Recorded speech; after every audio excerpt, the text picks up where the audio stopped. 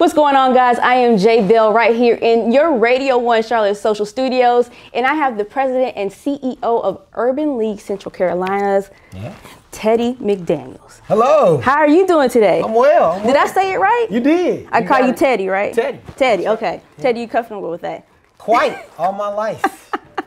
So you've been in Charlotte for about a month now, and you're enjoying yourself, having a good time. I'm really enjoying it. Moved here from Austin, Texas. Okay. I was there 5 years. I was with the Urban League in Austin as well. But, you know, Charlotte's a vibrant city, a lot going on. So really happy to be in this position. So you just wanted a different change of scenery? Because, you know, we were talking a little bit off camera, and Austin has a little bit of a live scene, too. Oh, a lot. I mean, this tagline is live music capital of the world. Right, exactly.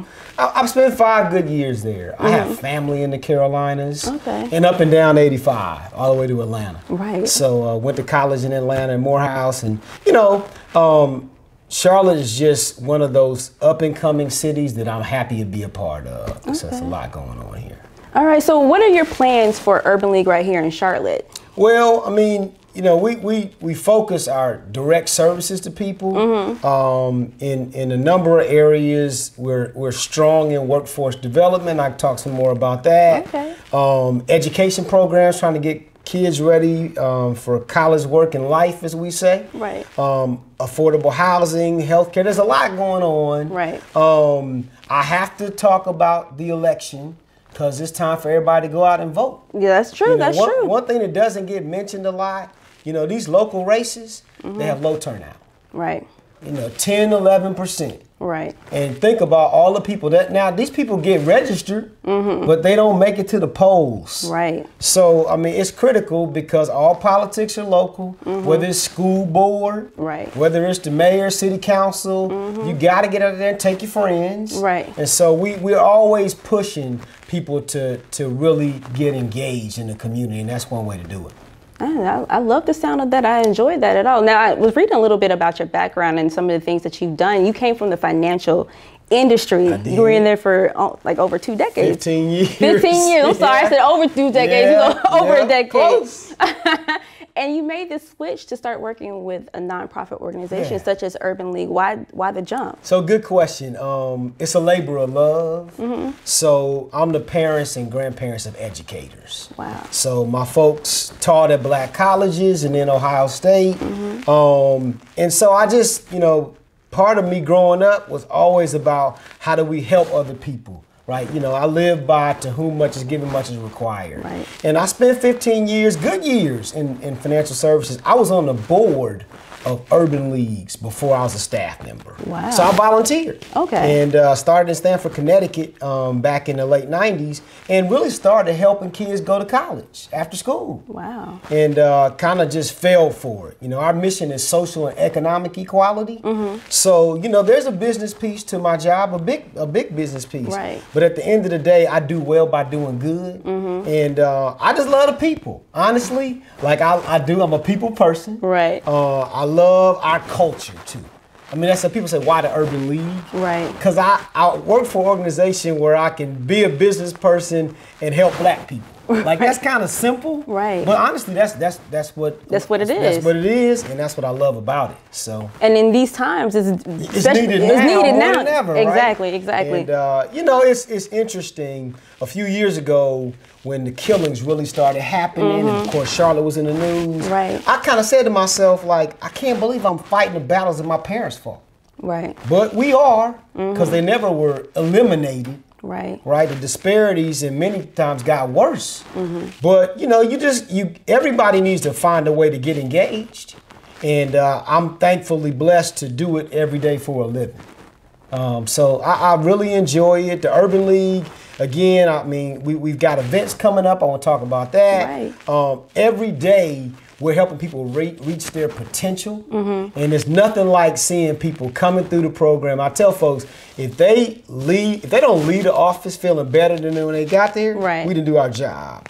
But we're supposed to give them tools to help themselves. Exactly. So we do that in our workforce programs, and got a big golf tournament coming up. Yeah. You know, we got to raise a little money. That's Monday, September 25th. Okay. At the Firethorn Country Club in South Charlotte. Okay. We do two things on that event. It's not just a golf tournament. Right. It's a luncheon. We named the golf tournament after Dr. Charles Sifford, okay. A native of Charlotte, a couple years ago, because this is a pioneer. He broke barriers for the Tiger Woods of the world. It was one of the first black PGA champions, and not enough people know that story. Right. We had the PGA here, the major championship a couple weeks ago. A lot of fun, but we need to tell our own stories more. Right. I tell people Black History Month is 12 months a year for us. That's true. So we're excited about it. We got some other pioneers that are still living that we honor at the luncheon. Okay. So if people can't golf or, they're not golfers, come out to the luncheon. Right. That's at 2 o'clock on the same day. Nice. And what other, you said you had other events coming up also too besides the golf tournament. The calendar stays full with us. We just had a graduation, so I talk about that because we have them. So we have various classes. Everything from high school equivalency to, for us, skilled trades. So if you think about things like, we have an HVAC program, 16 weeks, it's intensive. Okay. And these folks are becoming not only folks who can get jobs, but they start their own companies. Okay. Many of them, we got stories of people making 6 figures now after finishing our program. Right. And for people that don't know what HVAC means, like for myself, I've never heard of that. So what is that?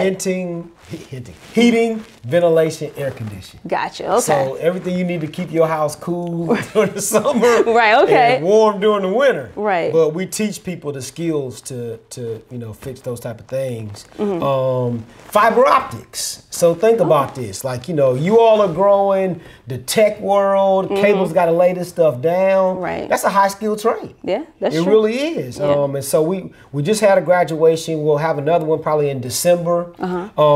We have open enrollment. So anybody that wants to come to Urban League, we don't charge a penny for any of our services. We never have. We every other month we bring people in, talk about all the programs because we're in high schools too. Okay. So if you think about it, like we just started school back. Right. We've got college prep programs, trying to get kids ready for the next 4 years after they leave and beyond. And so it's kind of never a dull moment. A lot of moving parts. But, we keep it moving. It's been 39 years. We're excited about the future. Wow. You know what? I learned about the Urban League when I was a sophomore in high school, actually through my big sister. Her name was Pam People Joyner. Yeah. And she had me working there for a whole summer doing office work. What city was that? It's Winston-Salem. Oh, yeah. So I'm from Winston-Salem. So it was downtown, and I did the office work and all that. It was a really fun program because we got paid. Yeah. Of course, we got paid. But we also got to do some of the fun trips. We got to go water park or go to a theme park or something like that. So, I mean, this is a really great program to be a part of, period. Even if you're starting older, if you're starting younger, getting your kids in. Yeah, people changing careers, young folks.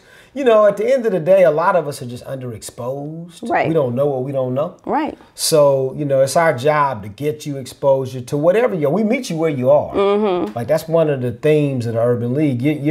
Everybody has different stage in their life. And we want to be a hand up.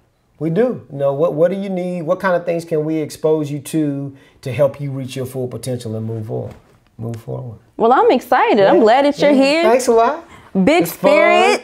Oh, yeah. I got a lot of energy. I like it. And you're a Morehouse man. I am. My brother, my dad, it's in the family. Wow. Yeah. Okay. So you guys look out for Teddy McDaniel here. Please do. CEO, President of Urban League of Central Carolinas. I am Jay Bell. And until next time, we will see you guys later.